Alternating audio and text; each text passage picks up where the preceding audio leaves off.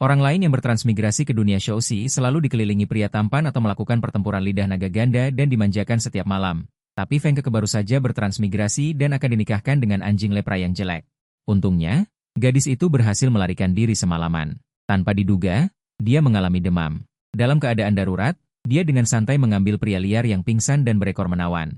Namun, yang tidak diketahui gadis itu adalah pria yang ditekan di bawahnya sebenarnya adalah Raja Shou kelas khusus satu-satunya di seluruh Nanhuang. Setelah kejadian itu, gadis itu menarik celananya dan pergi dengan anggun. Tanpa diduga, 2 bulan kemudian, dia melahirkan telur naga. Dia bahkan tidak menyangka ayah dari anak naga itu sedang mencarinya dengan panik di 4 penjuru. Awalnya, Feng Keke meninggal di tempat karena terlalu banyak begadang dan bermain kartu hingga jantungnya bermasalah. Bertransmigrasi ke dunia Shousi yang penuh dengan binatang buas dan hanya sedikit beruang ini, dia awalnya berpikir bisa menjalani hari-hari dikelilingi pria tampan, tetapi tidak menyangka keluarganya memintanya untuk menggantikan kakaknya. Menikah dengan anjing berbintik-bintik jelek yang ganas dan kejam. Begitu mengetahui semua ini, Feng Keke segera memutuskan untuk melarikan diri semalaman. Saat keluarganya masih mengobrol di bawah, Feng Keke berbalik dan memanjat keluar jendela lantai 2. Di tengah hujan lebat, dia tanpa ragu memilih arah yang banyak pepohonannya dan berlari. Pada saat yang sama di dalam kamar, Feng Keke menghilang. Apa yang harus dilakukan? Tuan anjing sakit akan datang besok untuk menjemputnya. Semakin kuat aroma Feng Keke tercium, kilatan ganas melintas di mata Feng Kai. Adik perempuan dengan nasib rendah ini benar-benar membuat masalah. Melarikan diri di hutan gelap yang sedang hujan. Adalah normal bagi seorang betina untuk terluka, bukan? Pikiran gelap melintas di benaknya. Dia berpikir dengan marah. Saat Feng Kai melangkah ke rerumputan, tiba-tiba aura mengerikan naik dari telapak kakinya ke otaknya. Bahaya, dilarang masuk, akan mati. Serigala beracun yang tinggi itu berdiri di tempat dan menelan ludah. Dia tanpa sadar menahan napas. Binatang buas akan membuat wilayah. Semakin kuat binatang buas itu, semakin arogan sifatnya. Perasaan tatapan yang sangat terintimidasi ini seolah-olah bahkan tetesan hujan pun dilapisi racun yang mematikan. Hanya dengan berdiri di tepi aura yang lemah, seluruh tubuhnya langsung mengeluarkan keringat dingin. Ekor abu-abu yang terangkat terkulai. Serigala abu-abu itu menjepit ekornya dan mundur dengan susah payah. Saat dia meninggalkan aura menakutkan itu, dia mengeluarkan isak tangis ketakutan, melupakan niatnya sebelumnya untuk memberi pelajaran pada Feng Keke. Dia melarikan diri tanpa menoleh ke belakang. Sementara itu, tidak jauh di depan Feng Kai, Feng Keke berjalan dengan kepala berat dan kaki ringan. Penglihatannya kabur. Tubuhnya jelas sangat dingin, tetapi otaknya terasa panas. Perut bagian bawahnya menjadi panas membara. Panas sekali, dingin sekali. Pikiran Feng Keke berangsur-angsur kehilangan akal sehatnya. Dia berjalan maju dengan terhuyung-huyung mengikuti nalurinya. Aroma pedas yang kuat menyebar dengan sangat mendominasi melalui kabut di tubuhnya. Melayang ke udara. Sebuah cahaya tajam melintas di mata seseorang di pemandian air panas di puncak gunung. Chi Cheng, yang sedang berendam di air panas di sana, mencium aroma aneh. Kilatan kejutan melintas di matanya yang biasanya dingin. Napasnya tiba-tiba menjadi kacau. Sebelum dia bisa melakukan gerakan selanjutnya, akal sehat yang selalu tegang di benak Chi Cheng, yang memiliki kekuatan kelas khusus, seolah-olah terputus satu persatu tanpa suara oleh aura di udara. Sial, sial, kebangkitan mental primitif yang tak terduga. Pada saat genting, Chi Cheng tidak bisa mengendalikan kegelisahan binatang buas yang menguasai dirinya. Ia berenang dengan cepat ke suatu arah. Rasionya yang tak terkendali menjadi tak terkendali, dan naluri binatang buas mengambil alih sepenuhnya, melaju sangat cepat melalui hutan hujan. Hujan deras menghantam dedaunan, menghasilkan suara gemuruh yang khas, tetapi Feng Keke sama sekali tidak mendengarnya. Pikirannya menjadi seperti bubur panas, Feng Keke akhirnya tidak tahan lagi. Sentuhan dingin mengusir panas dari tulangnya.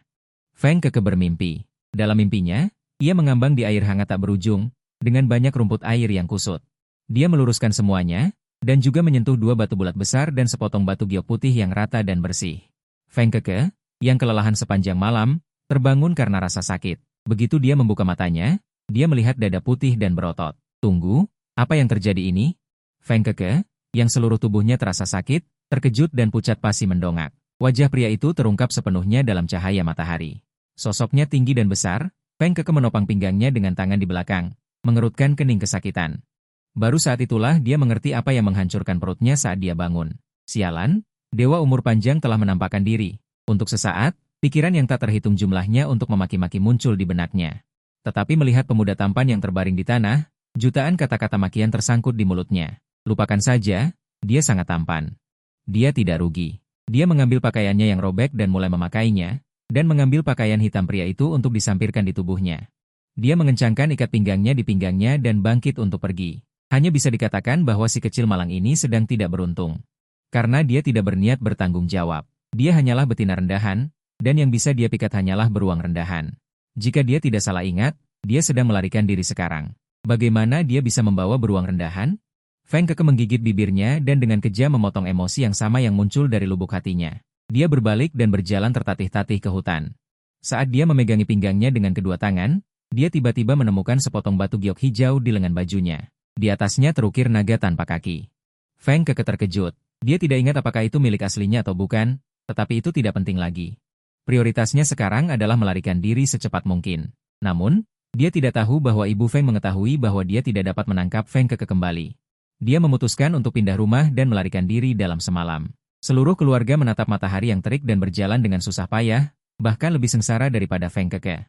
Dia sama sekali tidak berminat untuk terus menangkapnya. Di sisi lain, untuk pertama kalinya memasuki kota Chang. Feng Keke, yang telah bertanya tentang distrik perbelanjaan, benar-benar sedikit terkejut. Dia mengira itu adalah dunia manusia binatang yang primitif dan sederhana. Ternyata dalam banyak hal hampir sama dengan bumi. Dia juga sangat memahami betapa suramnya keluarga Feng. Makan saja harus memesan yang tidak ada lampunya. Kesenjangan kekayaan ini bukan hanya sedikit. Feng Keke terkejut selama beberapa detik di dalam hatinya. Kemudian, memikirkan situasinya sendiri, dia segera berbalik dan mulai mencari-cari di jalan. Segera, dia menemukan tempat di gang kecil. Menemukan sebuah toko gadai, dia meraba satu-satunya harta miliknya, memantapkan hati, dan masuk. Apakah kalian menerima barang di sini? Begitu Yachi mendengar seseorang berbicara, ekspresinya menjadi sedikit terpesona. Dia Dilia, Ci-11 yang begitu cantik benar-benar keluar sendirian? Apakah bersedia menerima atau tidak? Begitu dekat, aroma buah jantan yang kuat dan mendesak. Langsung terpancar dari Ci-11 cantik di depannya, perasaan krisis yang menyesakkan mengalir dari tulang belakang ke seluruh tubuh. Pegawai Yachi tersentak bangun. Dia jadi tahu mengapa Ci-11 di depannya berani sendirian. Aroma jantan yang begitu kuat, siapa yang berani mendekat dan menggoda tanpa peduli nyawa? Keringat dingin terus menetes dari dahi Yachi. Suaranya pun agak tergagap, saya terima. Feng Keke dengan tenang mengeluarkan yang sudah disiapkan dari ruang dimensi. Begitu bertransmigrasi, dia menemukan ada ruang sebesar semangka di otaknya. Bisa menyimpan banyak barang bawaan. Ini, menurutmu berapa nilainya? Batu ember hijau sebesar ini benar-benar harta langka bagi para bangsawan. Benar-benar tak ternilai harganya. Mendengar itu, alis Feng Keke sedikit berkerut. Sepertinya, batu yang sudah disiapkan ini diletakkan oleh makhluk buas jantan yang sangat tampan itu padanya. Awalnya mengira pria itu juga orang yang malang. Sepertinya asalnya tidak sederhana. Sekarang harta karun ada di tangan, tetapi dia masih melarikan diri. Takut nyawanya akan melayang. Memikirkan ini, Feng Keke semakin memantapkan keputusannya. Saya ingin menjual batu ini. Berapa banyak koin yang bisa kalian berikan? Kamu benar-benar ingin menjualnya? Jika kalian tidak menerimanya, saya akan mencari toko lain. Tunggu. Yachi mengulurkan tangan untuk menahan. Jika kamu benar-benar ingin menjual, toko kami sekarang hanya bisa memberikan 16,7 juta koin. Tapi saya sarankan kamu menunggu 2 hari lagi, tunggu saya menyiapkan lelang untuk menciptakan momentum. Paling tidak kamu bisa mendapatkan 800 juta koin. Suka sedikit tergoda, tetapi sekarang ada lebih banyak masalah. Tidak bisa ditunda lagi. Sekarang berikan saya 16,72 juta koin, batu ini jadi milik kalian. Pemilik toko Yachi diam-diam mengepalkan tangan kanannya, tetapi tetap tidak bisa mengubah keputusannya. Feng Keke memilih kartu koin yang tidak perlu mengikat identitas. Feng Keke mengambil 5.000 koin tunai dan sebuah kartu koin, lalu meninggalkan toko. Seorang betina bepergian di luar adalah hal yang sangat berbahaya. Sebagai wanita modern yang bertransmigrasi, Feng Keke sedikit tahu tentang riasan. Setelah membeli beberapa perlengkapan riasan, Feng Keke mulai sibuk. Tak lama kemudian, seorang pemuda tampan berambut abu-abu. Dibawa Yachi keluar dari gang, langsung menuju rombongan kereta pengangkut yang dilihatnya di gerbang kota sebelumnya. 20 menit kemudian, gerbang kota yang menjulang tinggi muncul di depan mata. Dari gerbang terlihat pemandangan hutan yang tak berujung. Di luar gerbang kota, orang-orang lalu lalang dengan ramai. Ramai sekali, Feng Keke melihat sekeliling dan menemukan sisi kanan gerbang kota. Seekor kuda coklat setinggi 4 meter merendahkan tubuhnya dan berdiri di sana, dengan pelana kulit binatang tergantung di punggungnya, dan 2 baris kursi pemakan manusia tergantung di dekatnya. Sangat mirip dengan bus terbuka versi modern, sungguh perpaduan teknologi dan masyarakat primitif. Feng Keke menghela nafas sambil diam-diam mengamati. Berusaha sebaik mungkin untuk membuat dirinya tampak seperti orang dunia ini. Setelah mengetahui dari senior bahwa menyebutkan nama kota bisa naik kereta kuda, dia berjalan ke sana. Dengan mata King Yu yang tajam melihat Feng Keke berjalan cepat sambil membawa bungkusan, dia terkejut. Kamu mau pergi kemana? Mau naik punggungku? Murah sekali. Loh, kamu lewat jalan mana? Manusia King Niu menunduk, Asia Chi di depannya tampak cantik. Tetapi tubuhnya memiliki aura yang kuat, membuatnya tidak yakin tujuan mana yang harus dia sebutkan. Meskipun sekarang semua orang omnivora. Tetapi tetap ada preferensi, sedikit banyak membawa kebiasaan leluhur. Apakah kamu vegetarian? Kenapa naik kendaraan saja harus tanya makan apa? Manusia King Niu merasa Asia Chi di depannya sangat menyenangkan. Dengan sabar menjelaskan. Jika kamu vegetarian, karakternya relatif stabil. Aku sarankan kamu pergi ke kota Nantong. Memang sedikit miskin, tapi semua orang tidak suka berkelahi. Jika kamu suka makan daging, maka tidak ada kesempatan. Feng Keke mendengar suara dalam perkataan manusia King Niu, berpikir sejenak. Aku pergi ke kota Nantong. Oke, kota Nantong berjarak 83 gunung dan dataran dari sini. Harganya 800 koin. Feng Keke tidak menawar, mengeluarkan 4 lembar uang 200-an. Meniru mereka membayar uang terlebih dahulu, berdiri di samping King Niu, dan dengan cepat terkumpul 10 orang. Kemudian manusia King Niu mundur ke ruang terbuka, dalam sekejap berubah menjadi kerbau besar setinggi 4 meter, dan kereta diikat dengan kuat di punggung kerbau. Kerbau besar membawa rangka gerobak besar, berhenti di depan para tamu, Feng Keke mendongak. Ah, tinggi sekali, lebih tinggi dari lantai 1 bangunan modern. Kursi di sini mirip dengan kereta gantung terbuka modern untuk pendakian gunung, tidak ada penutup di atas dan sekelilingnya. Jarak antar kursi juga 1 meter, sangat ramah untuk orang introvert. Setelah dia duduk di kursi paling belakang di sisi kanan dekat ekor sapi. Dia sudah bisa secara alami menarik tali kulit binatang di belakang kursi dan mengikatnya di pinggangnya. Gerakan duduk mengangkang kakinya gesit. Seolah-olah dia sering berjalan di alam liar. Asia Chi yang berpengalaman. Feng Keke sebenarnya menggertakkan gigi dan menahan diri di dalam hati. Kelelahan tadi malam belum pulih, kenapa jantan raksasa itu begitu hebat? Pada saat yang sama, di sisi lain. Terletak di pemandian air panas puncak gunung di selatan kota Chang, 12 prajurit elit bertubuh kekar menundukkan kepala dan berdiri diam di samping. Dan di depan mereka duduk, seseorang yang ditinggalkan oleh Feng Keke, Tuan Muda Kekaisaran Nanhuang, Chi Cheng. Tuan Muda Jie, semua Cixing tingkat tinggi tanpa pasangan di kota Chang telah dikumpulkan di upacara persembahan pasokan. Mohon segera kembali ke upacara persembahan untuk memeriksa asal-usulmu. Sehiji duduk di atas bebatuan di tepi pantai, pakaian pertempuran ketat berwarna hitam itu menonjolkan. Sosok yang tinggi dan tampan, aura dinginnya tetap tidak bisa menyembunyikan daya ledak jiwa dan raganya. Seperti binatang buas yang siap menerkam, dengan dingin mengangkat kelopak matanya dan berkata, tidak perlu.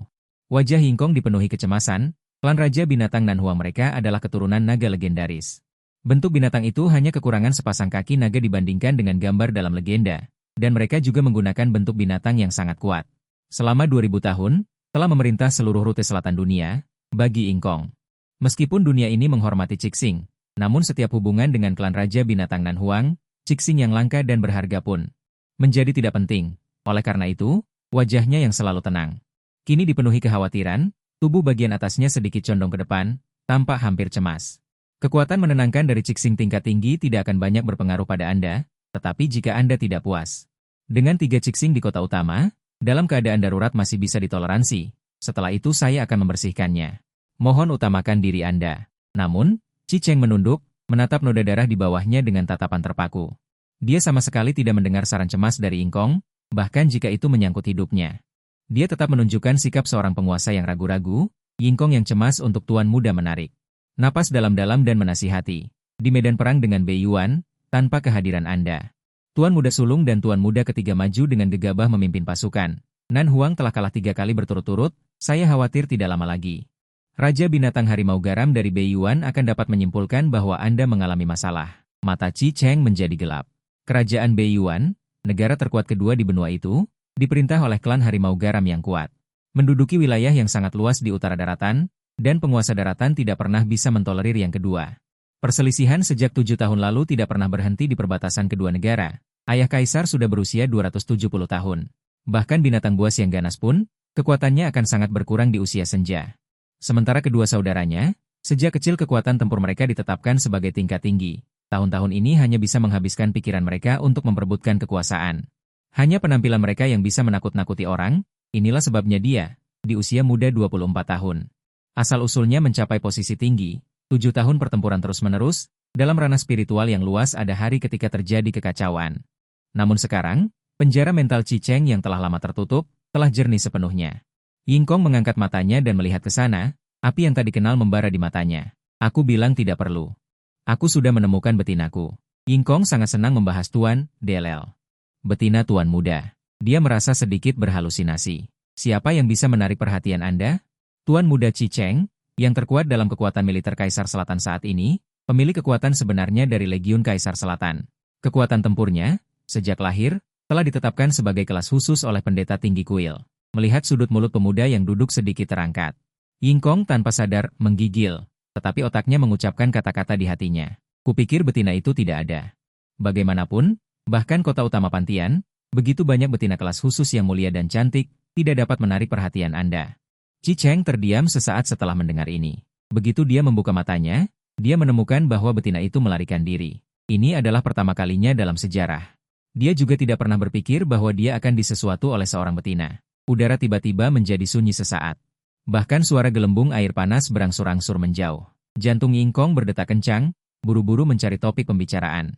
Maksudku, siapa nama betina terhormat yang levelnya tidak rendah itu? Di mana dia sekarang? Setelah mendengar ini, sudut mulut Qi Cheng menjadi lebih terangkat, tetapi mata emasnya dipenuhi dengan dingin. Untungnya, tepat sebelum semua orang di depannya mati lemas, dia akhirnya berdiri dari batu dan berjalan langsung ke tempat terbuka. Sambil menjawab pertanyaan bawahannya dengan dingin. Aku tidak tahu. Apakah Anda baru saja mengenalnya? Ying Kong berbalik dan mengikuti, sambil terus berbicara karena kebiasaan. Haruskah kita menjemputnya dan kembali ke kota bersama?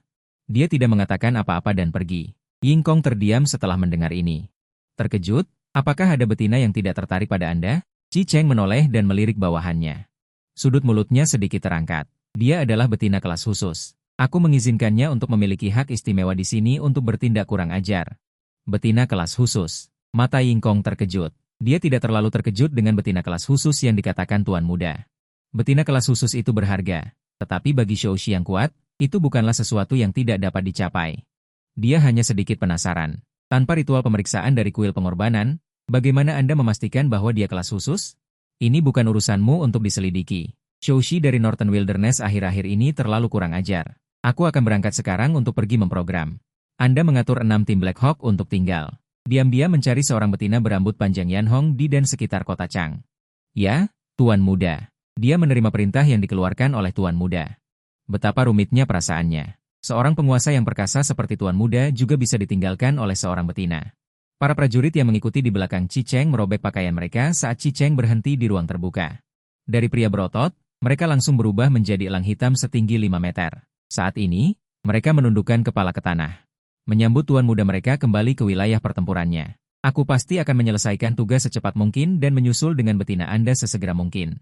Ying Kong membungkuk untuk mengucapkan selamat tinggal kepada Tuan Muda. Qi Cheng sedikit mengangguk dan menoleh ke depan.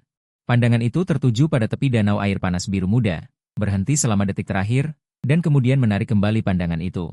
Dengan ekspresi kosong, dia dengan ringan melompat ke punggung elang hitam yang berada di barisan depan. Saat dia berdiri tegak, elang hitam yang melayang di langit menyapu dan melebarkan sayapnya dan terbang ke langit biru. Sayap yang terbentang dengan mudah mencapai 12 meter. Bayangan gelap yang menutupi langit membuat sekelompok raganas di hutan berlarian. Danau biru muda di tanah semakin jauh.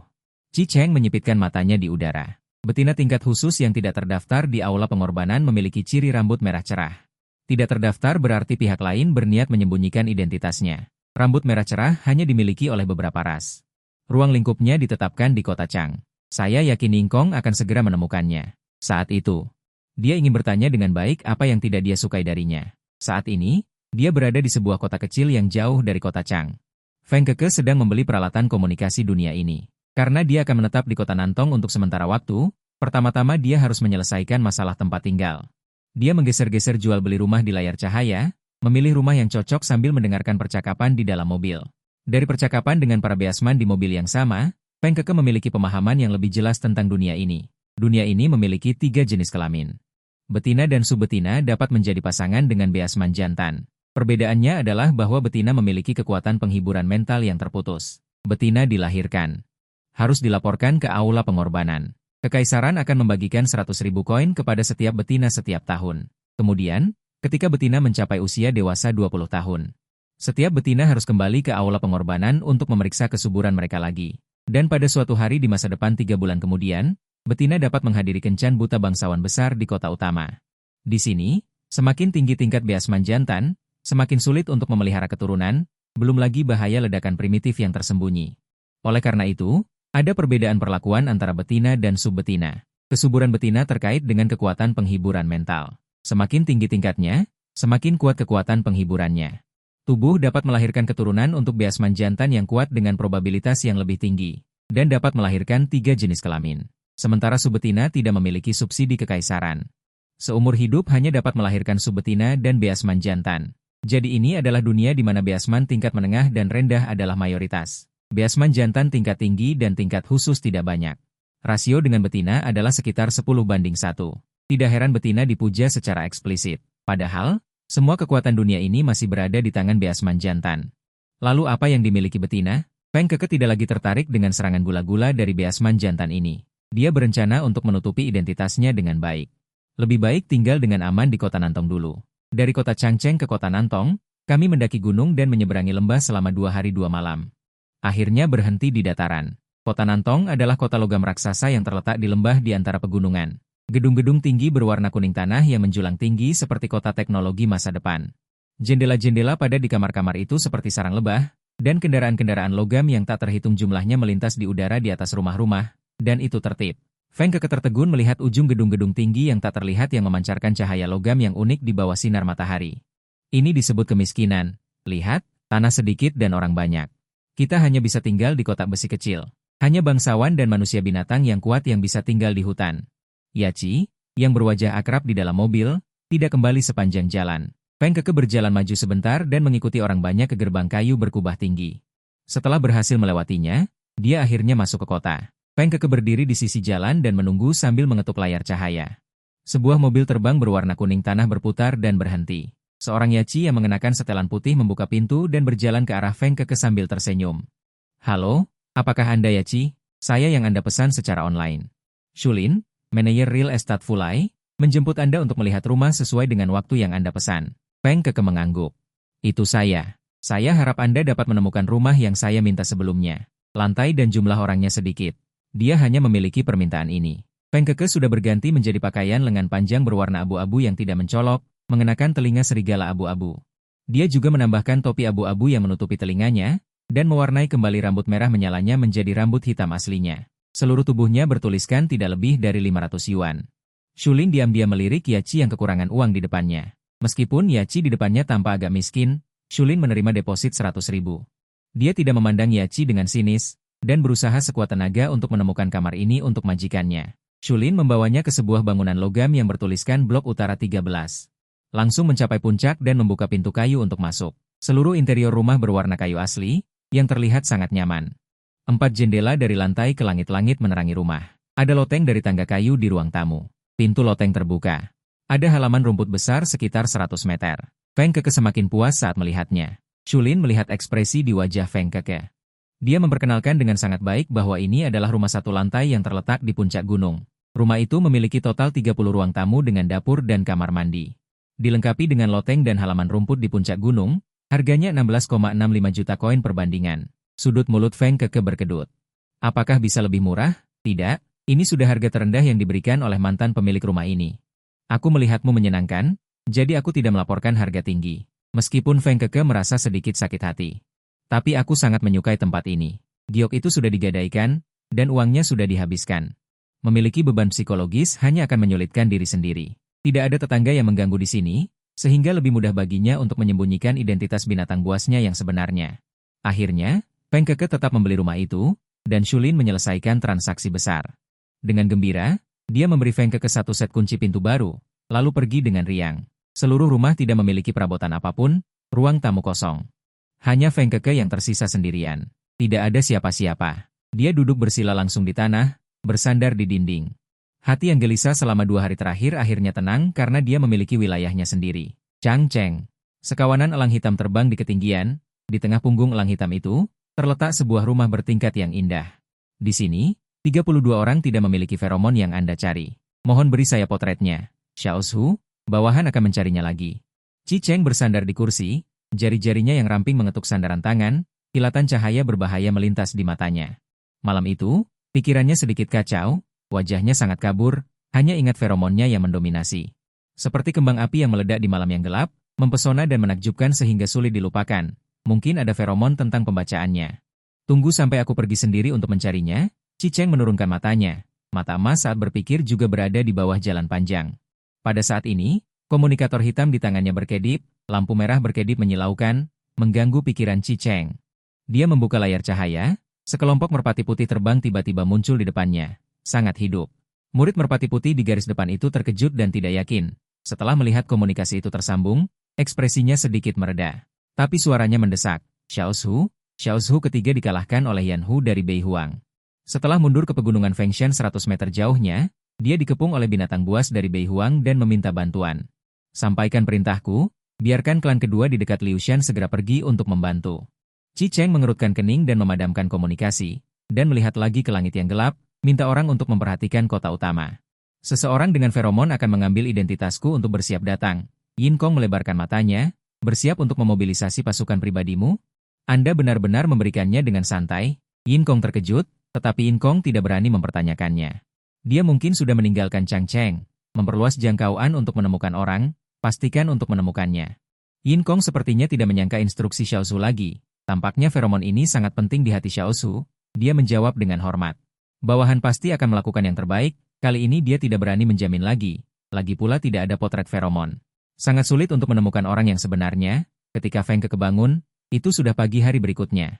Setelah tidur nyenyak, hal pertama yang dia lakukan ketika bangun adalah mencuci. Rambutnya basah dan menggantung di belakangnya. Wajahnya sangat dingin dan cantik, hanya saja rambutnya benar-benar berubah menjadi hitam. Keluarkan stoples dari ruangannya.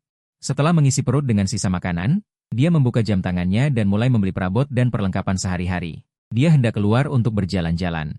Bel pintu rahasia berbunyi dari luar pintu, mengejutkan Feng Keke. Reaksi pertamanya adalah mengangkat tangan dan menyentuh telinga serigalanya. Untungnya, dia bahkan tidak melepasnya saat mencuci rambut. Saat ini, dia memakainya dengan baik di kepalanya. Dia dengan hati-hati tidak membuka pintu.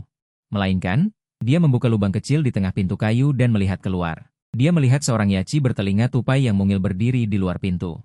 Di lengannya melingkar kain kuning. Tulisan di kain itu tidak seperti bahasa Mandarin, tetapi entah kenapa dia bisa memahaminya. Kepala Gunung ke-10 Distrik Pengumpulan Zona Utara 13. Feng Keke membacanya dalam hati, dan kemudian menjadi lebih waspada. Siapa dia? Mengapa dia mencariku? Aku Bai Qingqing, Kepala Gunung ke-10 Distrik Pengumpulan di gedung ini. Bertanggung jawab atas lantai 121 hingga 141. Kemarin saya melihat di belakang panggung bahwa pemilik rumah baru telah mendaftar di sini. Apakah kamu Yaci Feng Keke? Feng Keke berpikir sejenak dan masih tidak membuka pintu. Bolehkah saya tahu mengapa Anda mencari saya?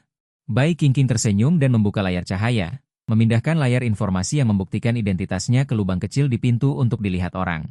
Kamu pasti belum jelas tentang aturan menetap di kota Nantong, kan? Sebagai warga Yaci di sini, setiap 3 hari. Anda harus mengikuti tim di gedung yang sama untuk pergi ke hutan dan mengumpulkan tanaman yang bisa dimakan. Makanan yang dikumpulkan.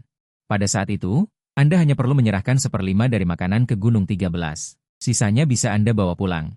Atau Anda bisa membawanya ke bursa di lantai 1 untuk dijual. Ini adalah tanggung jawab yang harus Anda penuhi sebagai yaci dewasa. Bai Qingqing membolak-balik informasinya di layar cahaya. Dia juga memanggil informasi penduduk Feng Keke di lantai atas seluruh gedung untuk dilihatnya, membuktikan bahwa dia bukan kelompok pribadi. Feng Keke melihat surat pendaftaran rumah yang dia daftarkan kemarin, menyerahkan makanan yang dikumpulkan selain ditukar dengan air dan listrik harian Anda, yang terutama diberikan kepada anak-anak di Taman Kanak-kanak Umum di lantai 1. Sebagai kepala gunung pengumpul, saya datang kali ini hanya untuk memberitahu Anda aturan tinggal di sini. Senyumnya sangat hangat.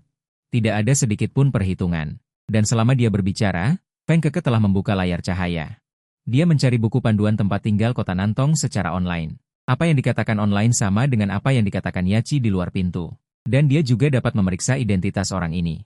Feng Keke meletakkan kewaspadaannya dan akhirnya membuka pintu kamar. Bai Qingqing mundur selangkah dengan sedikit terkejut. Yaci yang baru pindah biasanya lebih pemalu. Pasti butuh beberapa kali lagi sebelum mereka bersedia percaya bahwa dia tidak palsu, kan? Tanpa diduga, Yaci ini membuka pintu begitu saja. Melihat Yaci yang jelas-jelas baru dewasa, Bai Qingqing paruh baya. Tiba-tiba, dia merasa seperti sedang melihat seorang junior. Anda baru saja pindah, Anda bisa istirahat selama 2 hari dulu. Saya sudah menambahkan komunikasi Anda. Ketika kita akan berangkat, saya akan memanggil Anda di komunikator. Terima kasih, Kepala Gunung. Aku baru saja akan keluar. Kepala Gunung, Anda juga tahu bahwa saya baru datang dan ingin bertanya tentang sesuatu. Di mana biasanya tempat menjual perbekalan? Biasanya, kami bisa membeli barang-barang umum di gunung sendiri. Jika ingin membeli bahan makanan segar, serta barang-barang lainnya, Harus pergi ke gunung pertama di distrik timur. Di sana adalah pusat komersial seluruh kota Nantong. Feng Keke mengangguk patuh dan mengikuti Bai Qingqing ke dalam lift. Dia berpikir bahwa dia mungkin perlu mencari cara untuk menghasilkan uang nanti. Dia bertanya lagi, jika ingin pergi agak jauh, apakah ada beruang yang dapat diandalkan untuk mengantar? Bai Qingqing tertegun, berbalik menatapnya dengan terkejut. Beruang sebagai transportasi? Itu ide yang mewah dan membanggakan. Orang barbar hanya wanita bangsawan yang memiliki fasilitas itu saat bepergian. Jangan harap untukmu yang bisu. Jika kamu ingin menyewa sapi ringan seperti Cheng Wai untuk transportasi jarak dekat, itu juga mulai dari 2.000 koin. Dengarkan aku, mesin jauh lebih murah daripada menyewa beruang. Tapi aku tidak bisa mengendarai sepeda motor. Mobil terbang adalah self-driving otomatis. Kamu hanya perlu menghubungkannya ke komunikasimu untuk mengatur rute. Aku akan membawamu membelinya. Jadi Feng Keke membeli, dan membeli lagi. Setelah furnitur yang dipesan secara online dikirim pada sore hari. Rumah kosong ini akhirnya menjadi lebih layak. Feng Keke berbaring di sofa setelah selesai beraktivitas. Menghitung saldo uangnya. Pembelian besar ini membuat Feng Keke merasakan krisis yang mendalam. Uang benar-benar cepat habis. Harus segera mencari cara untuk menghasilkan uang. Tapi aku tidak tahu berapa lama aku harus menghasilkan uang. Untuk mengganti pengeluaran ini. Untuk Feng Keke yang baru pertama kali bergabung dengan tim, Bai Qingqing sangat memperhatikannya. Membaginya ke dalam tim tempat dia berada. Dia mendongak dan melihatnya mengenakan topi hitam bertepi lebar, dan sarung tangan berwarna perunggu di tangannya. Seluruh tubuhnya tertutup rapat dari atas hingga bawah. Orang barbar telinga serigala, apakah kamu tidak menyiapkan keranjang untuk menaruh barang? Feng Keke menoleh, mengeluarkan sebuah piring dari sakunya dan meletakkan sarung tangannya di tanah. Meletakkan sarung tangannya di tanah, meletakkan sarung tangannya di tanah, meletakkan sarung tangannya di tanah. Meletakkan sarung tangannya di tanah, meletakkan sarung tangannya di tanah, meletakkan sarung tangannya di tanah. Meletakkan sarung tangannya di tanah. Kedua tangannya membentangkan kain katun dan mengubahnya menjadi 2 tas kain besar berbentuk persegi. Aku membawa ini. Mata Bai Qingqing berbinar. Kamu sangat terampil. Aku tahu di mana ada tanaman obat. Aku akan membawamu menggali bersama. Mereka berdua mengobrol. Dan tertinggal dari tim. Feng Keke, yang pertama kali mendaki gunung, mengikuti di samping Bai Qingqing. Mereka berdua berjalan ke hutan bersama-sama. Sepanjang jalan, Feng Keke mengenali beberapa jenis makanan yang bisa dimakan. Area ini ditanami hutan pinus. Daun pinus tebal jatuh ke tanah. Kerucut pinus coklat jatuh ke tanah. Tidak ada yang memungutnya. Feng Keke berhenti dan membungkuk memungut kerucut pinus lalu memasukkannya ke dalam tas kain. Pupil matanya tiba-tiba menyusut, mengumpulkan sedikit endapan, pengalaman memanen mencapai level 1. Ruangan meluas menjadi 1 meter persegi, Feng Keke merasakan ekstasi di dalam hatinya, dan segera mengulurkan tangannya ke kerucut pinus lain yang berserakan di sekitarnya. Feng Keke bertanya dengan rasa ingin tahu pada Bai Qingqing. Kita keluar memanen setiap hari. Mengapa kita tidak memilih beternak? Feng Keke selesai memungut kerucut pinus di tanah, dan tas kainnya sudah setengah penuh. 16 titik endapan telah dikumpulkan, tetapi ruangnya belum meluas lagi. Dia berpikir, seharusnya sejumlah endapan tertentu perlu dikumpulkan sebelum bisa naik level dan meluas lagi, kan? Dan sebelumnya juga disebutkan memanen. Mengumpulkan makanan lain. Feng Keke dengan susah payah mengangkat setengah tas kerucut pinusnya. Dan berjalan ke sisi Bai Qingqing. Melihat Feng Keke mendekat, Bai Qingqing berjalan ke dalam hutan lagi.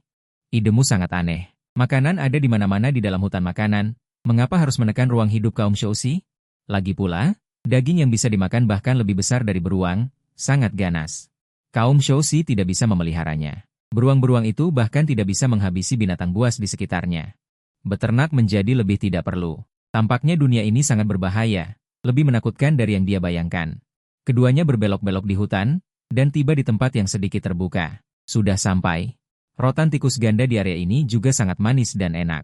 Bai Qingqing berkata dengan suara mendesis, meletakkan keranjang di punggungnya, mengeluarkan pisau besi, dan membungkuk untuk memotong rotan.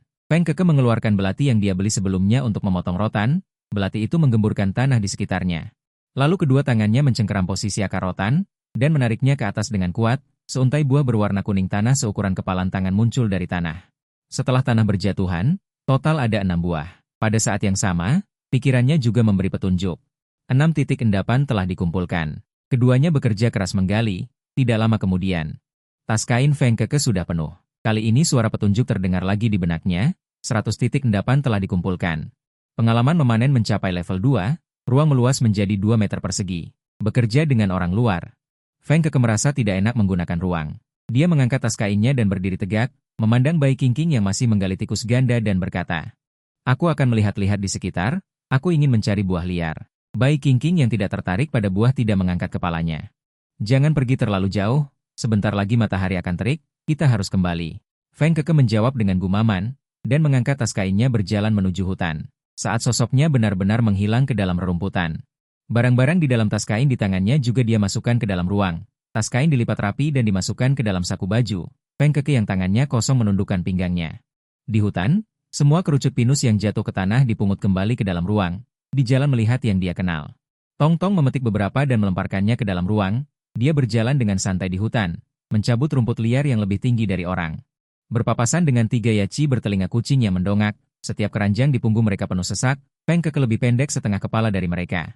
Tubuhnya berlumuran tanah, tetapi kedua tangannya kosong, terlihat kurus seperti sedang melakukan diet. Apakah kamu belum menemukan makanan? Sudah hampir waktunya untuk kembali. Ini ambillah.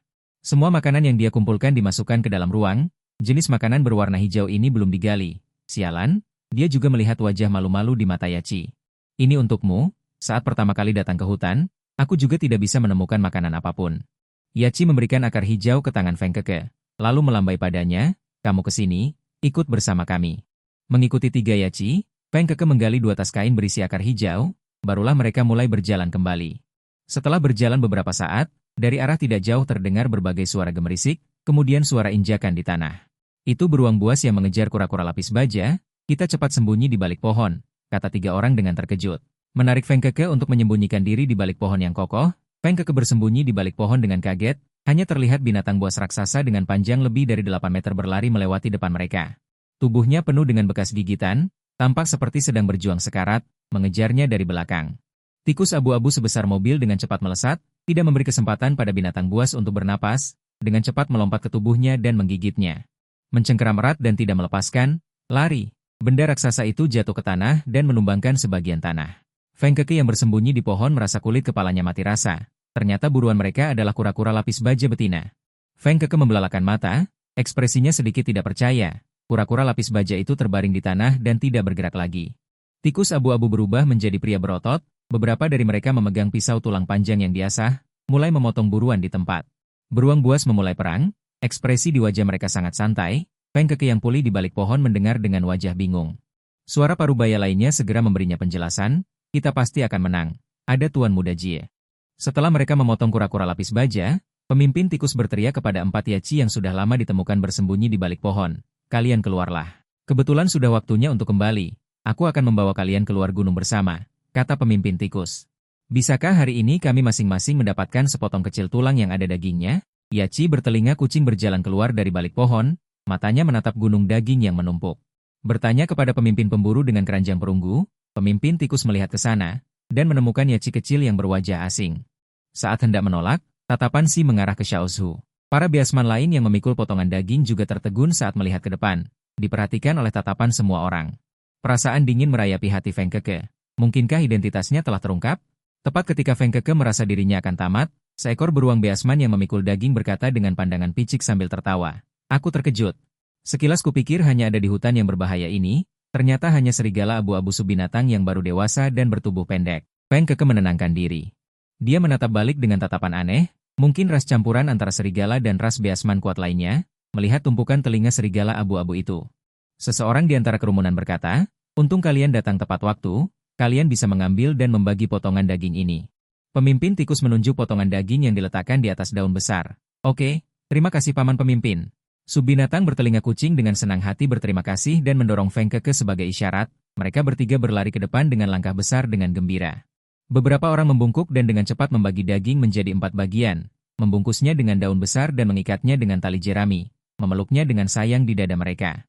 Kebetulan alat komunikasi di pergelangan tangannya berdering, itu adalah Bai Qingqing yang memberitahu semua orang untuk kembali ke tim dan pulang. Feng Keke pertama kali mengumpulkan di alam liar. Kembali ke tim Yaci dengan selamat, dan kembali ke rumah dengan selamat. Membawa 2 kantong besar berisi akar hijau dan berdiri dia menuju dapur. Peralatan dapur tertata rapi dan bersih, memancarkan aroma khas peralatan besi. Setelah Feng Keke memproses bahan-bahan yang dipetik di dapur, dia pergi ke lantai pertama. Tempat ini seperti pusat perbelanjaan besar, toko-toko buka lebar, semua jenis daging, sayuran, buah-buahan tersedia. Feng Keke berputar-putar di lantai pertama dan membawa pulang 2 kantong makanan. Perjalanannya kali ini tidak bisa dianggap tanpa hasil. Selama rasa makanannya enak, dia tidak perlu khawatir tidak bisa menghasilkan uang. Dan dia tahu betul berbagai makanan khas modern. Dia tidak perlu khawatir tidak bisa mengendalikan selera para beasman di sini. Keesokan paginya, Feng Keke mengeluarkan daging batu emas yang dibelinya kemarin, menambahkan jahe, cuka, dan garam ke dalam panci dan merebusnya. Kemudian dia mencuci sayuran liar yang dipetiknya kemarin. Dia membawa panci, tas, dan peralatan dapur ke tempat penjualan makanan matang di lantai 2 dan mulai membuka warung. Feng Keke duduk di bangku kecil, mengambil sepotong daging dari panci. Meletakkannya di talenan di depannya dan mengirisnya tipis-tipis, lalu menambahkan sedikit bawang putih goreng, dan mulai sarapan. Sebuah suara kasar terdengar di depannya, "Daging rebusmu baunya sangat harum, berapa harganya?" Dia berdiri di depan warung, tidak bergerak menundukkan kepalanya untuk melihat ke bawah. Feng Keke meletakkan makanan di tangannya dan mendongak ke atas. Ini disebut daging rebus putih. Ini adalah resep rahasia yang telah diturunkan selama ribuan tahun dari kampung halaman kami. Sepotong daging 299 koin, hanya menerima uang tunai. Harganya mungkin agak mahal, tetapi hanya di sini rasanya ada, kata Feng Keke. Sambil mengaduk daging di dasar panci untuk dilihat pelanggan, aroma daging menyebar lebih jauh seiring dengan panas dari dasar panci. Subbinatang dari ras beasman itu bersinar matanya saat mencium aroma di udara. Huang Maojuan, subbinatang ras anjing di depannya, menelan air liur. Hari ini dia baru saja selesai menjual daging ikan air yang berhasil ditangkap, ada uang di sakunya dan mampu membelinya. Dia mengeluarkan 900 koin tanpa berkedip dan menyerahkannya kepada Feng Keke. "Beri aku 3 potong, yang potongannya lebih besar." Suasana hati Feng Keke sangat baik. Dia mengeluarkan piring dan melapisi dengan daun sayuran liar, lalu mengambil daging dan mengirisnya tipis-tipis.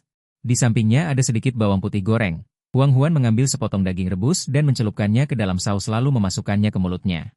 Rasanya sangat enak hingga lidahnya ingin tertelan. Huang Huan menjilat mulutnya dan matanya berbinar hijau, lalu mengambil sepotong besar lagi dan memasukkannya ke mulutnya. Tangan lainnya dengan tergesa-gesa mengeluarkan setumpuk besar uang dari sakunya. "Beri aku lagi 10 porsi, 3.000 koin." "Tidak perlu kembalian." "Baik," kata Feng Keke sambil memotong daging. "Kamu bisa coba makan daging yang dibungkus sayuran liar, rasanya akan lebih segar." Huang Huan langsung melakukannya. Dia menikmati dengan memicingkan matanya, lalu memakan lagi daging yang dibungkus sayuran liar, orc yang hidungnya sensitif. Mencium aroma daging di udara, tak terkendali keluar dari kerumunan, lalu membawa sekelompok besar orang untuk mengerumuni. Sepanci daging dari tidak ada yang peduli hingga terjual habis dalam sekejap mata, bahkan sup terakhir pun tidak tersisa. "Besok masih di waktu yang sama. Selamat datang untuk mencicipi lagi," sapa Feng Keke sambil tersenyum. Para orc mendapatkan berita bahwa besok akan ada lapak. Mereka berbalik dengan wajah penuh senyum. Feng Keke mengikuti arus orang. Membawa peralatan masak menuju lantai 1 tempat dia membeli daging kemarin. Saat berjalan kedua tangannya terasa sakit, terlalu berat. Dia meletakkan panci di samping kakinya, menunduk dan menggosok pergelangan tangannya yang sakit. "Feng Keke." Sebuah panggilan renyah terdengar dari belakang. Feng Keke menoleh dan melihat sepasang telinga kucing oranye yang runcing. Kemudian sepasang mata bulat. Itu adalah Mao Qiu yang menjual tikus hijau dan mendapatkan sebungkus besar daging. Mao Qiu. Kebetulan sekali, Mao Qiu membawa keranjang di punggungnya. Makanan di dalamnya sangat penuh. Beratnya tidak kurang dari 100 jin. Langkahnya ringan dan mudah. Dia berjalan mendekat. Melihat panci di samping kaki Feng Keke, dia dengan mudah mengangkatnya. "Kamu mau ke lantai 1? Aku kebetulan mau menjual tikus hijau yang kudapatkan kemarin." Bersama saja, Feng Keke melihat pihak lain dengan mudah mengangkat peralatan masak seberat belasan jin, dan melihat lengan pihak lain yang hampir sama dengan miliknya. Tubuh porselen itu terlalu lemah. Dia menghela napas. "Tikus hijaumu harus diturunkan. Biarkan aku membantumu menjualnya bersama." Menerima kebaikan yang dilemparkan orang lain, Feng Keke berpikir. "Aku ingin menyimpannya untuk dimakan sendiri. Aku juga berjualan daging matang di lapak baru-baru ini. Aku mau semua makanan di keranjangmu. Aku sekarang perlu membeli beberapa daging. Kamu tunggu aku di sini sebentar, aku akan mencarimu nanti." Mao Qiu tertegun sejenak, pandangannya tertuju pada pinggang Yazi bertelinga serigala yang mengenakan kain katun di sampingnya. "Kamu mau membeli begitu banyak tikus hijau? Kamu melahirkan beberapa anak?" Feng Keke menggelengkan kepalanya. Di sini, perhatian terhadap anak-anak sangatlah besar. Topik pembicaraan selalu tentang anak-anak, tidak perlu membuang-buang kata lagi. Alasan dia membeli semuanya adalah agar bola kucing bisa mengantarkan barangnya ke rumah, karena dia sendiri tidak bisa menendang begitu banyak barang. Menyuruh bola kucing menunggunya di sana, Feng Keke yang kedua tangannya sudah bebas, langkahnya ringan dan segera tiba di stan daging di lantai 1. Pemilik stan memotong 30 jin perut babi sesuai permintaan Feng Keke. Feng Keke kembali menemui bola kucing. Mereka berdua bersama-sama menipu mahasiswa untuk membawa daging kembali. Sementara di belakang mereka tidak jauh dari kerumunan, ada 2 tatapan yang bersemangat. Mengawasi barang-barang yang dibeli Feng Keke, mencatat semuanya secara diam-diam. Mata yang tidak terkendali memerah karena dipenuhi darah. Rezeki nomplok, giliran kita, Huang Huan dan Chang Gui, para bismen penjual daging rebus. Aroma bawang putih dan daging di mulut beberapa orang tidak hilang. Bersendawa pun berbau daging, membuat para beastmen semakin menginginkannya. Begitu meninggalkan stan Feng Keke, Huang Huan dengan cepat saling bertatapan dengan semua orang, bersama-sama bekerja sama untuk berburu seekor binatang Bang Liu dan menjualnya. Besok kita makan daging. Semua orang setuju, pada tengah hari terpanas. Semua beruang beastmen beristirahat di tempat teduh, beberapa orang segera mengajukan laporan keluar kota ke kepala gunung, membuat teman-teman yang akrab di abad itu merasa bingung. Mendengar kata-kata mereka, mereka berhenti dan berdiri di sekitar mereka, memasang telinga untuk mendengarkan. Kepala gunung dari 13 pasukan pengusir binatang adalah seekor singa kuning paruh baya. Dia sedang sedikit mengantuk, mendengar kata-kata Huang Huan dan yang lainnya. Dia menguap dengan malas, di waktu sepanas ini pergi berburu. Apakah kalian bertemu dengan Cixing? Begitu berusaha menghasilkan uang, Feng Keke tidak bertemu Cixing, tetapi bertemu daging rebus yang lezat. Huang Huan sebagai perwakilan berkata kepada kepala gunung yang bertelanjang dada, "Daging rebus? Daging rebus apa?" Orang di samping berseru, "Nama Cixing." Kepala gunung terkejut dan langsung duduk. Suara itu berteriak dengan semangat, "Di sini benar-benar ada Cixing?" Kelompok Huang Huan sedikit tercengang. Melihat kejadian yang akan salah paham, Huang Huan buru-buru berteriak, "Tidak ada Cixing. Hanya ada makanan lezat, daging rebus sangat enak." Orang-orang yang mendengar dengan jelas terdiam. Melihat penampilan kelompok Huang Huan, dan melihat mereka hampir berkelahi karena berita tentang Cixing. Mereka terdiam dalam kebingungan, "Kami tidak percaya. Daging rebus apa yang memiliki pesona seperti Cixing?" Keesokan paginya, di antara banyak stan di pasar lantai 2, ada 3 stan beastmen yang menjual daging rebus. Dan berdekatan di tempat yang sama, di depan 2 stan di antaranya, berdiri seorang beastman muda yang anggun. Dengan antusias berteriak kepada orang-orang yang lewat, "Daging rebus yang super harum dan super enak, 200 koin 1000 per potong. Jumlah terbatas, siapa cepat dia dapat, diminum." Begitulah suara penjualannya. Tentu saja menarik perhatian orang yang lewat, tetapi setelah melirik daging utama di dalam panci, mereka dengan tidak tertarik berbalik. Tetapi selalu ada orang yang mendengar kejadian di lantai 2 kemarin, yaitu keributan wurong karena daging rebus. 200 koin kian tidak mahal bagi beruang manusia yang tidak perlu menghidupi keluarga. Maka, beberapa shouren datang ke stan dan membeli sepotong daging rebus untuk dicicipi. Bai dan meniru seperti yang dilakukan Feng Keke kemarin. Feng Keke menata piring dan memberikannya kepada pelanggan, berhasil menjual beberapa porsi. Bai Dan Bai Qi tampak sombong. Mata mereka terus melihat ke arah Feng Keke. Tatapan itu agak provokatif, seolah berkata, "Lihat aku. Hari ini aku juga menjual daging rebus. Apa yang bisa kau lakukan padaku?" Terhadap bebek dan sorakan di kedua sisi. Feng Keke tidak tertarik untuk berdebat dengan siapapun, menunduk dan fokus menata makanan di stan. Kedua stan di sampingnya kembali menjual beberapa porsi. Kemudian, semakin sedikit orang di depan stan daging rebus. Huang Huan datang bersama Tian Tian. Seseorang yang sedang membeli daging rebus berteriak, "Saudaraku, kau salah stan. Disinilah daging rebus dari kemarin dijual," kata Bai Dan dengan antusias. "Aku dan dia menjual daging rebus yang sama. Harganya 99 koin kian lebih murah darinya. Tadi semua orang membeli di tempatku." Feng Keke mengangkat alisnya dan tiba-tiba menyela. Bertanya, "Harganya lebih murah, apakah rasanya sama?" Bai Dan melirik ke samping, melihat Feng Keke, dan langsung menjawab dengan suara lantang, "Tentu saja rasanya sama. Daging yang sama, cara pembuatan yang sama, Bai Kie juga lahir. Aku tahu kau iri karena bisnis kami lebih baik darimu, tapi jangan berpikir untuk menghentikan kami berjualan di sini. Keluargaku banyak, kami tidak takut padamu." Feng Keke tidak marah, perlahan berkata, "Kau benar. Semua orang juga tidak bodoh, tidak ingin dipermainkan. Aku jamin di sini, jika rasa daging rebusnya biasa saja, tidak sesuai dengan selera kalian, aku bersedia membayar ganti rugi 10 kali lipat." Begitu kata-kata percaya diri ini keluar. Orang-orang yang tadinya ragu, mulai berjalan ke arah stan Feng Keke di tengah. Bai Dan Bai Qi mendengar ini dan memelototi Feng Keke. Apa maksudnya? Mana ada kompensasi seperti belanja online untuk makanan? Mereka berdua tidak mengerti trik apa ini. Memutar-mutar dompet di pinggang orang-orang, enggan melepaskan kesempatan besar ini, dan mulai berebut untuk berkata, "Daging buatanku, jika rasanya tidak enak, juga akan kubayar ganti rugi 10 kali lipat." Kata-kata mereka ini masih menyelamatkan beberapa pelanggan. Bagaimanapun, harga mereka lebih murah. Lagi pula, lihat, mereka semua mengatakan bahwa rasanya sangat enak. Beruang manusia bukanlah show yang rakus. Dan mencium aroma daging yang kaya di udara, mereka semua berdiri di depan standby dan, jadi mereka tidak pilih-pilih. Dia menyerahkan koin kepada pemilik warung, "Beri aku 1 porsi." "Baiklah, aku akan memberimu semangkuk besar daging." Bai Dan dengan gembira berkata. Akibatnya, koin itu mulai memotong daging. Melirik ke arah Feng Keke dengan sudut matanya, dia dengan percaya diri menyerahkan piring di tangannya, tersenyum lebar. Kemudian dia menunduk lagi untuk menyiapkan porsi berikutnya. Bisnisnya bagus. Xiong Neng menerima mangkuk dan piring. Dia menambahkan sepotong daging secara acak dan mengerutkan kening. Sial, sangat tidak enak. Aku benar-benar ingin mengambil kembali 200 kain itu. Bukankah ini hanya daging rebus? Tadi kau bilang akan dikembalikan 10 kali lipat jika tidak enak. Kembalikan 2.000 koin kepadaku, atau aku akan mematahkan kaki kalian. Xiong Neng, yang sering makan daging, meletakkan piring dengan keras. Bai Dan berada di warung Bai Dan. Para pelanggan yang sedang makan merasa dagingnya enak, tetapi rasanya tidak berbeda dengan masakan keluarga mereka. Mereka juga merasa bahwa menjual daging biasa seharga 200 koin, lebih baik mereka duduk dan makan di toko di bawah. Itu sangat merugikan dan membuat marah. Hal yang sama tentang kehilangan uang juga terjadi pada warung Baiki. Mereka memasukkannya ke dalam mulut mereka.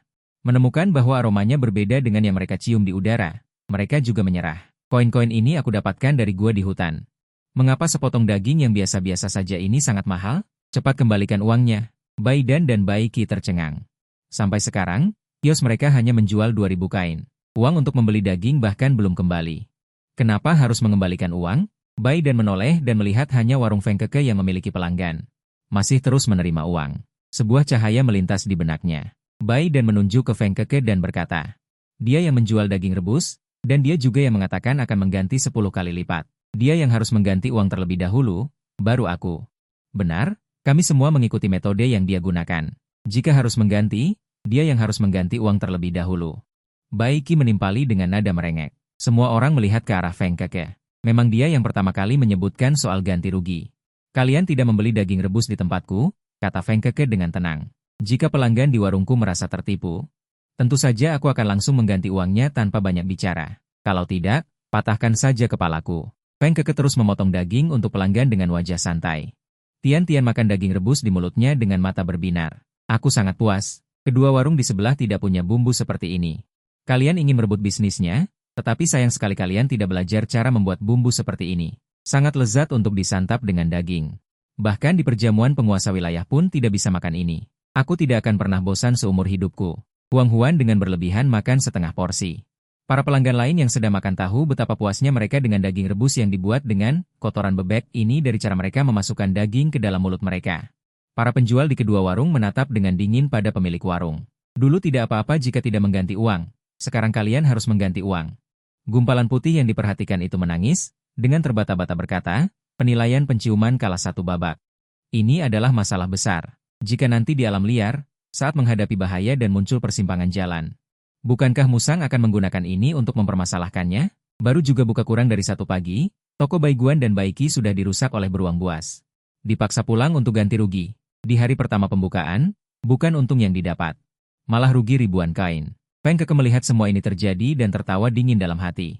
Bisnisnya begitu mudah direbut, Chi Cheng melepas mantelnya dan melemparkannya ke bawahan di belakangnya.